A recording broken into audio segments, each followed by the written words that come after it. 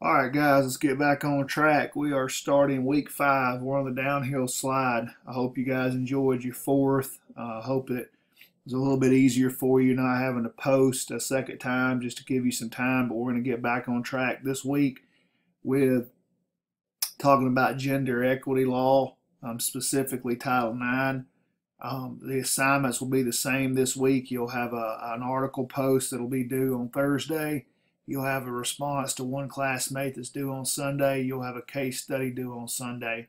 There's also going to be a second video this week, guys, that talks about your moot court case assignment that's due the last week, which is kind of like a bigger project. So I want to go ahead and explain that to you so you can go ahead and start working on it.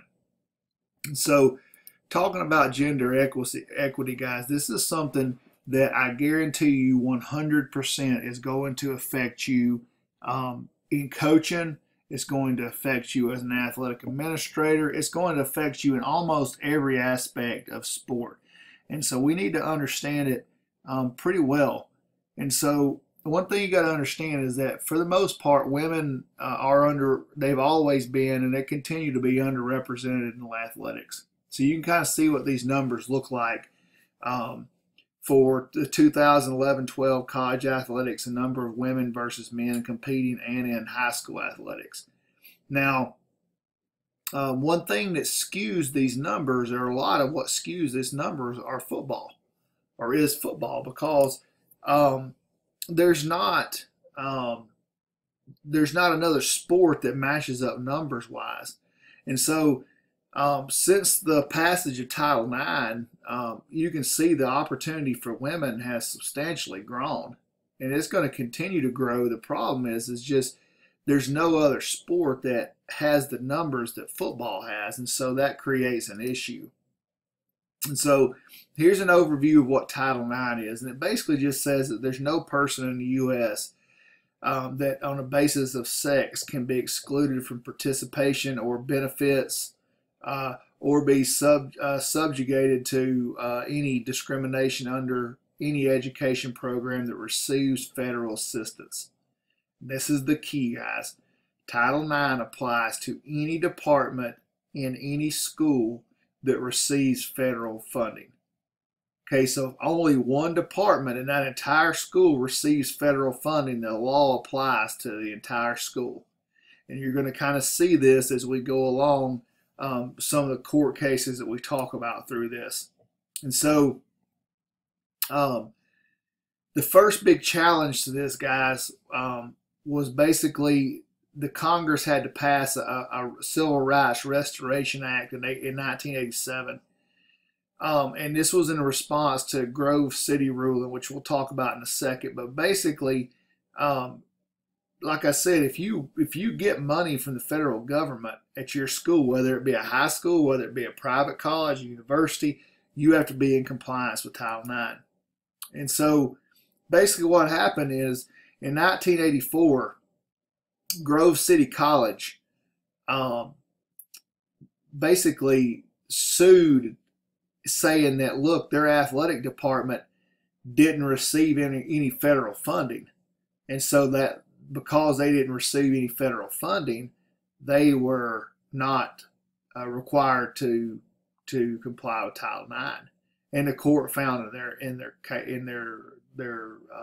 found for them.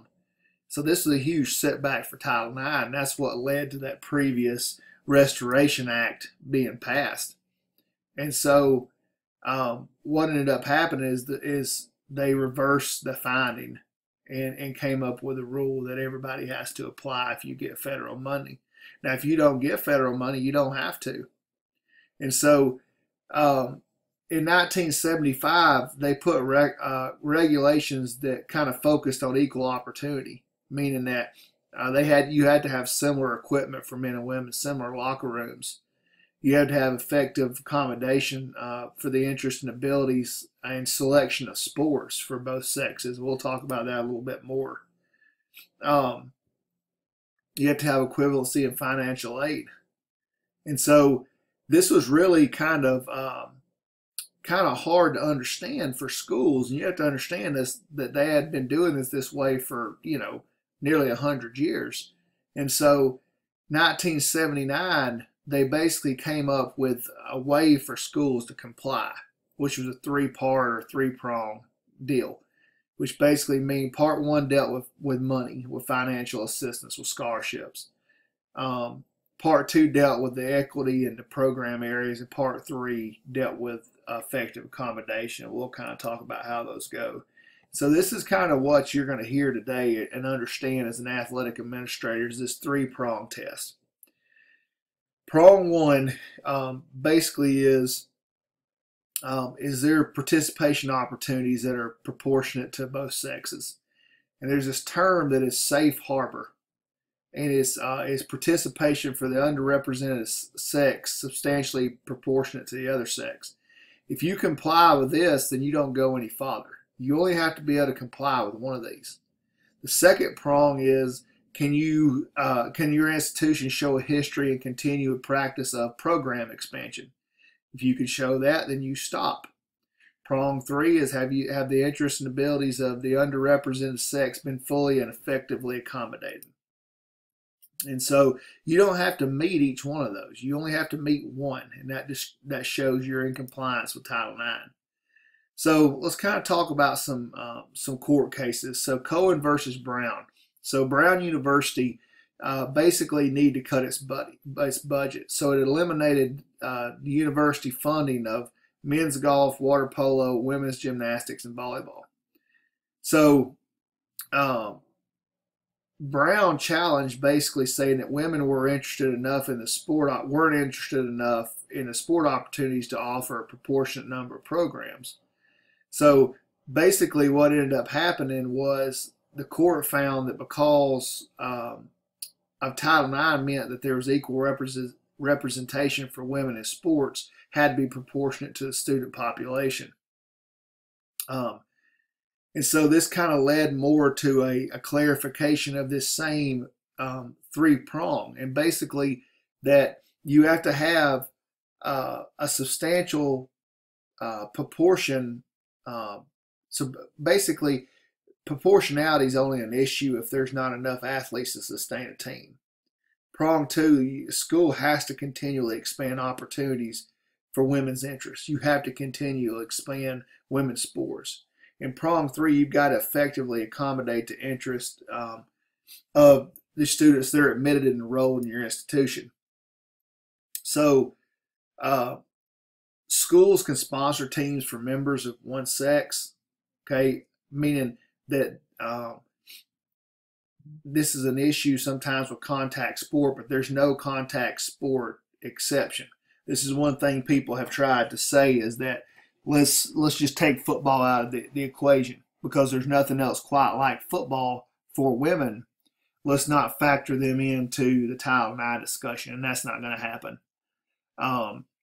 They still have to apply under prong one. And let me kind of go a little bit more into each of these prongs, guys, to kind of talk to you a little bit about what this exactly means. So prong one, guys, like I said, it has to do with participation. And what this is basically you have to have the percentage of scholarships have to match up with the percentage of students. So what that means is if your school is 53% women, then 53% of your scholarship opportunities have to go to women.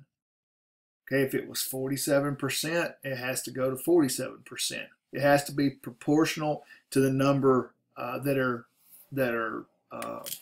enrolled. And so this starts to bring around an issue, guys, that's kind of controversial. Is, well, if we can't get our scholarship numbers to match what our enrollment number is, and maybe we don't have the money to add more women's teams, let's just cut men's teams. And the court has said that they don't like this. It's not in the spirit of the law, but it is allowed. Okay, it's allowed to cut men's teams to be in in compliance. So here's a good example: Miami University,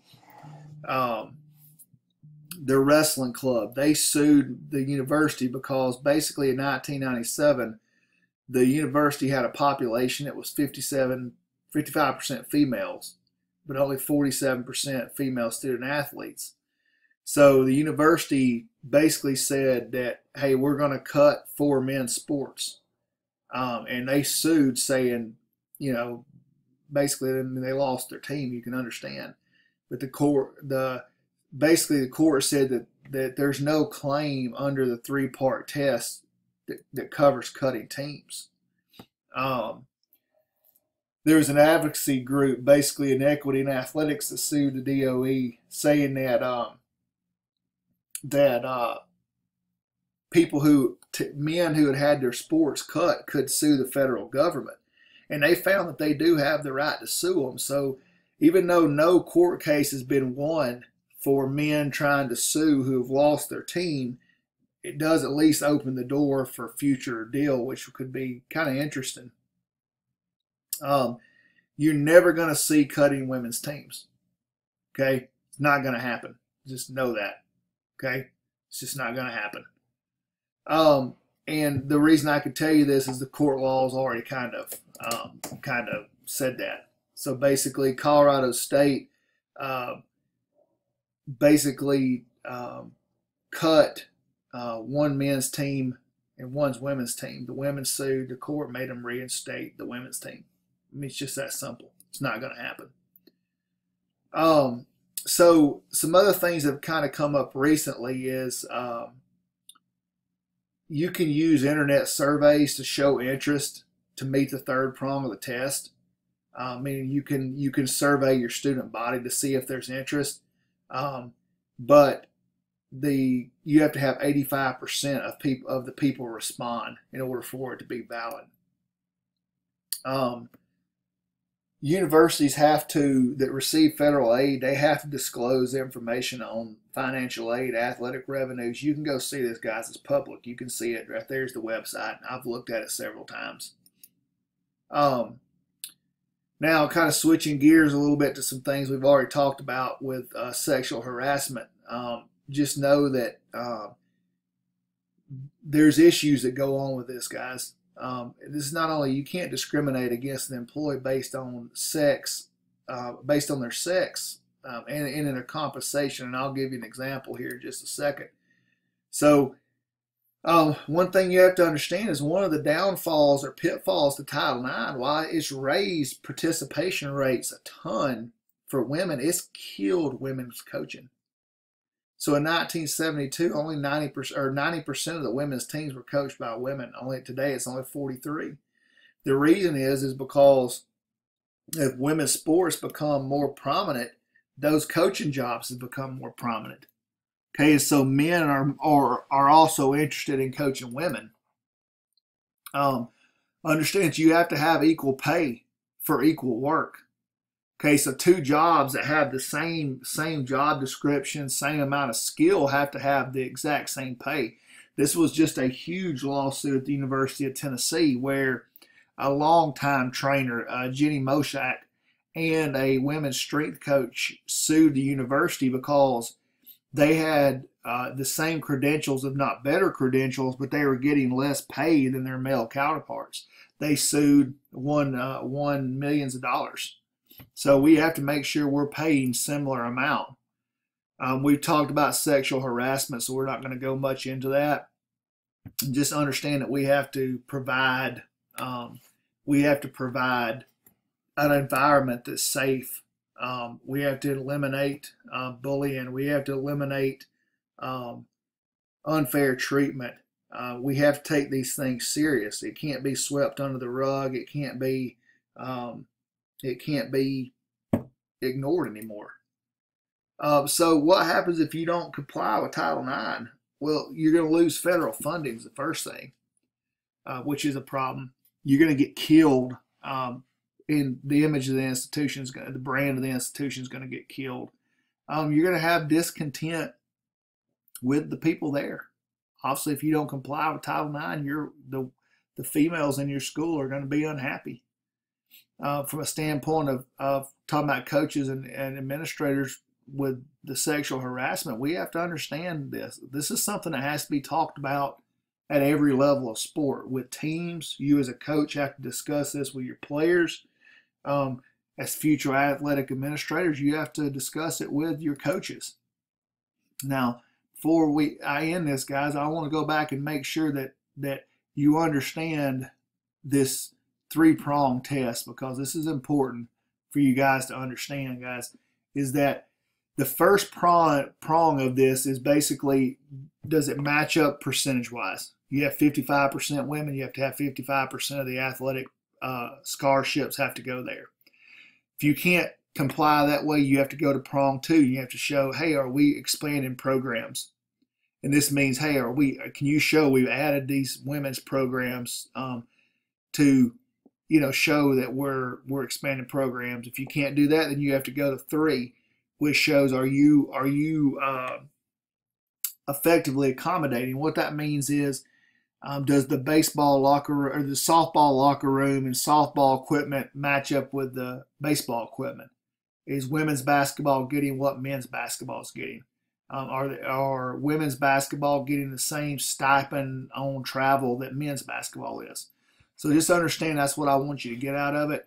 I'll post this along with just the regular PowerPoint. Thanks, guys.